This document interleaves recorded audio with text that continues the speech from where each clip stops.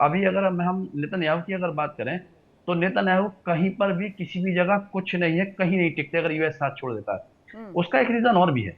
देखिए, यूएस की अगर हम बात करें तो यूएस के यूएई से बड़े अच्छे संबंध हैं। अच्छा। सऊदी अरबिया से बहुत अच्छे मामलात हैं उनके। कतर से, जितनी भी गल्फ कंट्रीज हैं ओवरऑल, टोटली कंट्रीज से यूएस की जो मिलिट्रीज वहां पर हैं, वो उनका military I security don't think protection सब प्रियंका कुछ जी यूएस का है वहां पर। इस बात से एग्री करेंगी, राइट प्रियंका जी? मैं इनकी एक बात से बिल्कुल अग्री नहीं करूंगी कि यूएस के बिना नेतन्याहू कहीं एग्जिस्ट नहीं करते हाँ। हैं। दोनों एक दूसरे के पूरक है, मैं बता दूं आपको। और जो ये फिलहाल जो परिस्थिति जो बनी हुई है, मैं परसों के दिन भी कह रही थी कि ट्रम्प के जो एडमिनिस्ट्रेशन में उन्होंने दो टीम अपनी तैयार करके रखी है। एक पीस वाली टीम जो कि जेडी वेंस और तुलसी गबार्ड की है, और दूसरी टीम जो है वो जेरेड कुशनर और ये पीट हेगसेथ और मार्को रूबियो की प्रो वॉर की जो टीम है। और जब मार्को रूबियो का उसी दिन बयान आया था, मैं कह रही थी मुझे डर है कुछ हलचल होने वाली है, और हलचल हो गई। तो इस हलचल के बाद ट्रम्प का आज का ही बयान है कि जिसको स्ट्रेट ऑफ हॉर्मस से कुछ भी काम करना है, वो अपने रिस्क और रिस्पॉन्सिबिलिटी पे करे। क्योंकि जब हम उनको डिसेप्शन के लिए बुलाते हैं, हम उनको ऑपरेशन के लिए बुलाते हैं, वो नहीं आते हैं। तो यूनाइटेड किंगडम या तो अपनी या कोई भी लोग अपने आप करे, या फिर यूएसए से ऑयल खरीदे। ये है मेजर, ये है स्टेटमेंट, ये है मेन पॉइंट। यूएसए से ऑयल खरीदे। यहां यूएसए बता रहा है कि जिस तरीके से काफी हद तक काफी बायर्स यूएसए ऑलरेडी ले जा चुका है, यूएस प्लस रशिया।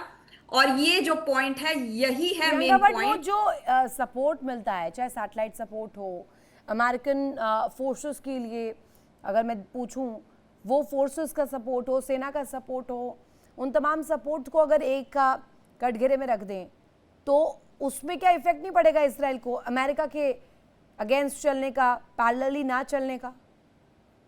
देखिए, ऑलरेडी लेबनान को लेकर के जो बातचीत हो रही थी दोनों पक्षों के बीच में, उसमें यूएस ने बड़ा अच्छा मीडिएशन का रोल प्ले किया है। और उसमें ऐसा नहीं है कि दोनों लोग, दोनों का जो है डिवीजन हो गया है, दोनों सेपरेट हो गए हैं। बस इतना है कि जो जो इनकी जो टॉक्स चल रही है ईरान और यूएस की, उसमें इजराइल इन्वॉल्व नहीं है। This is the main point. और एंड आई थिंक ये डेलिबरेटली ये लोग इन्वॉल्व नहीं है, क्योंकि ये जो है इट्स आर्टिफिशियल। ये जो भी एमओयू की बातें हैं, ये सब कुछ है, ये आर्टिफिशियल है। रेजिम चेंज हो चुका है। अब ये यूएसए के साथ ईरान मिल करके हॉर्मुज हॉर्मुज खेल रहा है। और ये तब तक खेला जाएगा तब तक अच्छे खासे ऑयल बायर्स यूएस को नहीं मिल जाते हैं, नाज़िम और अशरफी स्ट्रेट आपको ऑफ जवाब हॉर्मज देना चाह रहे हैं, टोटली नाज़िम अशरफी। इररेलेवेंट नहीं हो जाता है। तो अशरफी जी। ये तब तक चलता रहेगा। और जहां तक नहीं, इजराइल की बात है, इजराइल ने मेरा अपनी जवाब जो पावर है, मिडल मेरा ईस्ट में जवाब जो है बढ़ाई रितु हुई जी, है। वो मेरा जवाब प्रियंका जी को नहीं है, पर के मेरा एक जवाब है आवाम को, जनता को जो सुन रही है। देखिए, मैं दीजिए। बताऊं, एक ईरान एक ऐसा मुल्क है, वाकई उसके पास खोने के लिए कुछ नहीं है।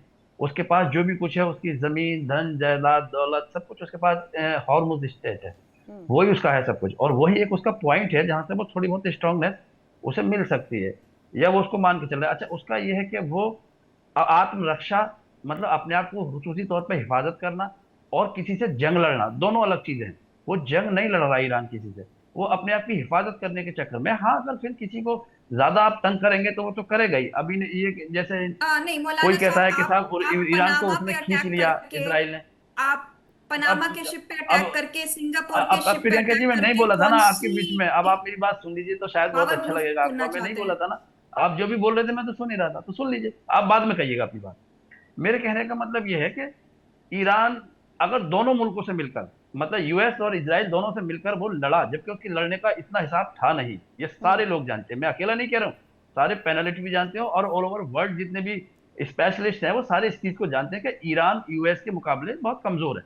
और कहीं ना कहीं पूरी दुनिया पर वो दादागिरी दिखा चुका है, पूरी दुनिया पर हुकूमत जैसी अपनी चलाना चाहता है, तेल का खेल, कमाई का धंधा, अपनी मिलिट्री बेसिस बनाना, मिलिट्री से तो लोगों से ईरान सैलरी ने लेनी, कौन सा सपोज छोड़ दैट दिया वहां है? की। ईरान ने कौन सा स्थिति ठीक रखी है?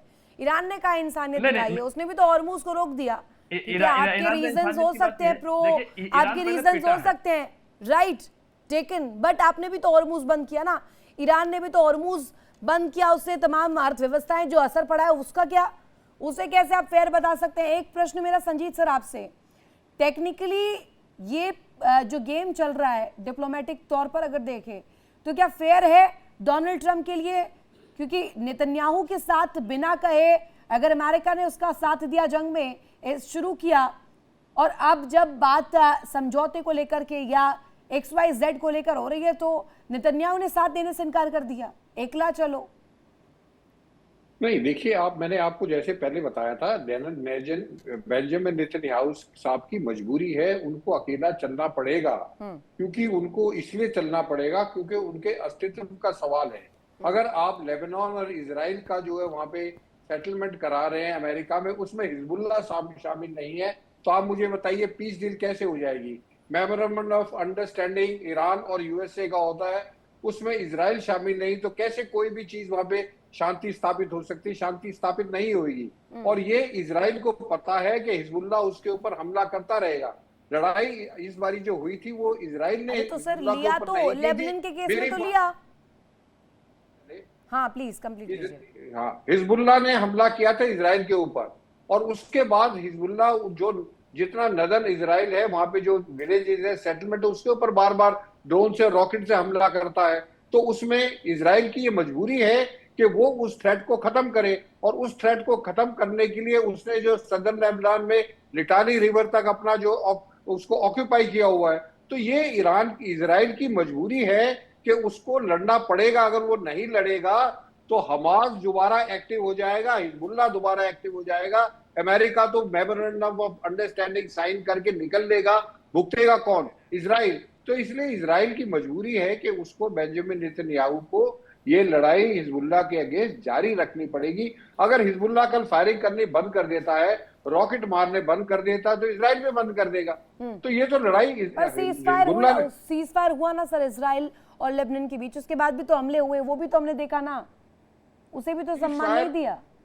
हाँ, तो देखो, हमास और इजराइल के बीच में भी जो है सीज फायर हुआ था। अभी भी इजराइल का जब मन करता है वो हमास के ऊपर हमला कर देता है। तो ये चीजें जो, अब वो क्या हुआ जो डोनाल्ड ट्रंप साहब ने बोर्ड ऑफ पीस बनाया था, वो खत्म हो गया बोर्ड ऑफ पीस। इसी तरीके से ये भी खत्म हो जाएगा। ये सिर्फ ड्रामेबाजी, नौटंकीबाजी चल रही है और कुछ नहीं चल रहा है। जब तक आप दोनों, जब इजराइल और ईरान आपस में बैठ के इसको सॉर्ट आउट नहीं करेंगे, अमेरिका इसको कभी भी सॉर्ट आउट नहीं कर पाएगा। क्योंकि लड़ाई इजराइल और ईरान की है। ईरान प्रॉक्सीज को सपोर्ट करता है और इजराइल को वो प्रॉक्सी जो है बार बार हमला करते हैं। तो दोनों को इसको बैठ के सॉर्ट आउट करना पड़ेगा, अमेरिका नहीं कर पाएगा। जी रोहित साहब, बस एक सवाल इसी पर मेरा, is this a open challenge for super power from Netanyahu? Super power को ओपन चैलेंज आज नहीं दिया है, कई बार दे चुका है ये नेतन्याहू को। आप समझे तो नेतन्याहू 1996 से अब तक कई अमेरिकन प्रेसिडेंट देख चुके हैं, और ये भी ट्रंप भी 2 साल में चले जाएंगे, खत्म, नेक्स्ट आएगा। और नेतन्याहू को पता है, अगर आप देखें तो कितने यहूदी हैं, फोर्ब्स की टॉप लिस्ट में कितने यहूदी हैं, उसे छोड़िए। अमेरिकन सेंट्रल बैंक के चीफ ज्यादातर ज्यूज होते हैं, वहां के सबसे बड़े बैंक्स वो ज्यूज की उनकी ओनरशिप है। वहां के सबसे बड़े मीडिया हाउसेस ज्यूज की ओनरशिप है। बॉलीवुड, स्टीवन स्पील्सबर्ग यहूदी हैं, निकोल किडमैन यहूदी हैं, और कई यहूदी बैठे। तो वहां की इकोनॉमी में, अमेरिकन इकोनॉमी में यहूदियों का बड़ा से है, और वही तो फंडिंग करते हैं इन सबको, वही तो फंडिंग करते हैं। अगर अमेरिकन प्रेसिडेंट ये सोच रहे हैं कि मैं निकाल दूंगा कहानी को बिना यहूदी सपोर्ट के, उनके अपने दामाद भी यहूदी हैं भैया, उनके छोड़िए बिल क्लिंटन के दामाद तो यहूदी हैं, तो कहां तक यहूदी घुसे हुए हैं, आपको ये तो समझना ही बड़ा मुश्किल है। अभी तो बहुत अच्छा स्ट्रेटेजिक अप्रोच भी ईरान ने रखा है कि अब अमेरिका पर हमला नहीं कर पा रहे तो उनके बेसिस पर अटैक कीजिए। नेतन्याहू इस वजह से कहीं प्रेशर में तो नहीं आ जाएंगे, अमेरिकन प्रेशर में? अमेरिकन प्रेशर में नेतन्याहू कभी काम करता है, पूरे इजराइल ने कभी काम किया हो तो मुझे बता देना। अमेरिका प्रेशर में काम कर रहा है। वॉर के स्टार्टिंग में ही आप इस मार्को रूबियो के स्टेटमेंट देखिए, कि हमारा एक एलाय अगर वॉर में घुस रहा है तो हमें घुसना पड़ेगा, हमारी मजबूरी है। कौन प्रेशर में ये साफ दिख रहा है। संजीव इजराइल सर इस पर कुछ कहना चाह रहे हैं, संजीव सर प्लीज। मैं रोहित जी की बात से पूरी तरह सहमत हूं। अगर इन तीनों की लड़ाई में या तीनों को अगर आप देखें, सबसे ज्यादा जो क्लियर है वो इजराइल है। इजराइल बिल्कुल क्लियर है कि उसे क्या करना है। उसने शुरू में बमबारी करी, उसके बाद इजराइल ने ईरान के ऊपर बमबारी नहीं करी है। इजराइल को पता है कि उसको अगर हमास को और हिजबुल्लाह को अगर किसी तरीके से वो खत्म कर देता है तो उसको ईरान को खत्म करने की जरूरत नहीं। वो अमेरिका की प्रॉब्लम है कि ईरान जो है न्यूक्लियर बॉम्ब बनाता है कि नहीं बनाता है। तो जो है ईरान, जो इजराइल है वो बिल्कुल क्लियर है, उसके ऑब्जेक्टिव बिल्कुल क्लियर है और वो अपने ऑब्जेक्टिव जब कंफ्यूजन तक में अमेरिका है, right? Yes absolutely, Donald Trump. और सबसे जो वीक लिंक है पूरी अमेरिकन की जो मिलिट्री है उसमें सबसे उनका जो सुप्रीम कमांडर है, he is very weak. Because सुबह वो कहते हैं हम स्ट्राइक करेंगे, खत्म कर देंगे, शाम को कहते हैं कि हम स्ट्राइक नहीं करेंगे। उनकी जो मिलिट्री है उनको ये नहीं पता लग रहा कि करना क्या है। तो अगर अमेरिका टोटली कंफ्यूज्ड है, ईरान क्लियर है, इजराइल क्लियर है और क्योंकि अमेरिका कंफ्यूज्ड है इसलिए ये डील का जो है ये होना मुश्किल है। और स्टेट ऑफ हॉर्मुज पे उनके फॉरेन मिनिस्टर के, ईरान के फॉरेन मिनिस्टर बिल्कुल क्लियर कर दिया है कि अगले 30 दिन तक स्टेट ऑफ हॉर्मुज पे जो कंट्रोल रहेगा वो ईरान का रहेगा। जी एग्जैक्टली, ये बिल्कुल सही बात है। इस पर डील बिल्कुल नहीं होगी क्योंकि इसमें दो दिक्कतें हैं। एक दिक्कत तो स्टेट ऑफ हॉर्मुज है जो उनका मेन है, उनका सब कुछ है क्योंकि उत्तरी तट है ईरान का, वो सब उसी की जद में आता है, सब उसी का एरिया लगता है। ग्रीन सिग्नल मिल जाता है नाज़िम अशरफी जी, वो बात सही है, लेकिन ग्रीन सिग्नल थोड़ी मिल जाता है हमास को, हिजबुल्लाह को, हूती को, आतंकियों को। ये क्लियर हैंड थोड़ी दे देते हैं। बेचारे कितने हमास, हिजबुल्लाह, मतलब इजराइल इतने जोर से। अब अगर कोई आदमी आपके यहाँ भी कोई किसी को मारने लगे और अगर कोई आप ही अगर उसको रास्ते में बचाने लगे, 10-20 लोग मिलकर मार रहे हैं, तो क्या आप खराब हो जाएंगे वहां पर? देखिए इंडिया डेली 24/7 अब आपकी स्मार्ट टीवी पर। इंडिया डेली मौजूद है सभी डिजिटल प्लेटफॉर्म पर लाइव और लगातार। इंडिया डेली 24/7 हर दिन राष्ट्र को समर्पित।